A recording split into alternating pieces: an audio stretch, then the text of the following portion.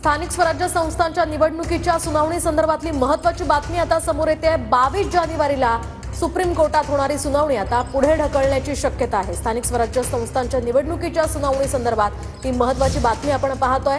तर या निवडणुका पुढे ढकलण्याची शक्यता आहे। ही सुनावणी आता पुढे ढकलण्यात आली आहे। तर 22 जानेवारीला सुप्रीम कोर्टात होणारी ही सुनावणी पुढे ढकलली जाण्याची शक्यता आहे। अधिकची माहिती आपण जाणून घेऊयात आमचे प्रतिनिधी संदीप राजगोळकर यांच्याकडून। संदीप, काय अधिकचे अपडेट्स या प्रकरणात?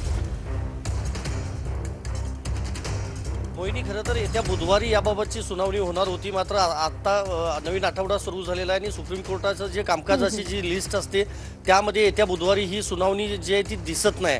आपल्याला माहिती आहे गेल्या 3 ते 4 वर्षांपासून महाराष्ट्रातल्या जिल्हा परिषद, पंचायत समिती, त्याचबरोबर महापालिका मोठ्या ज्या आहेत, मग मुंबई, पुणे, कोल्हापूर, नाशिकसह अनेक महापालिका, या सगळ्या स्थानिक स्वराज्य संस्थांच्या निवडणुका ज्या आहेत त्या झालेल्या नाहीत। आणि खरं तर ते ओबीसी म्हणजे आरक्षणबाबत आणि स्थानिक स्वराज्य संस्थांच्या निवडणुका कशा घ्याव्यात या सगळ्या संदर्भात सुप्रीम कोर्टात अनेक याचिका ज्या आहेत त्या दाखल आहेत। आणि 2 महिन्यांपूर्वी सुप्रीम कोर्टानं स्पष्ट केलं होतं की जानेवारीच्या 22 तारखेला याबाबत सुनावणी घेतली जाईल, मात्र कार्यालयीन कामकाजामध्ये सध्या तरी त्याचा समावेश दिसत नाही। त्यामुळे 22 तारखेला होणारी सुनावणी कदाचित पुढे ढकलली जाऊ शकते। पुढची तारीख कधी मिळेल याबाबत अजूनही संदिग्धता आहे।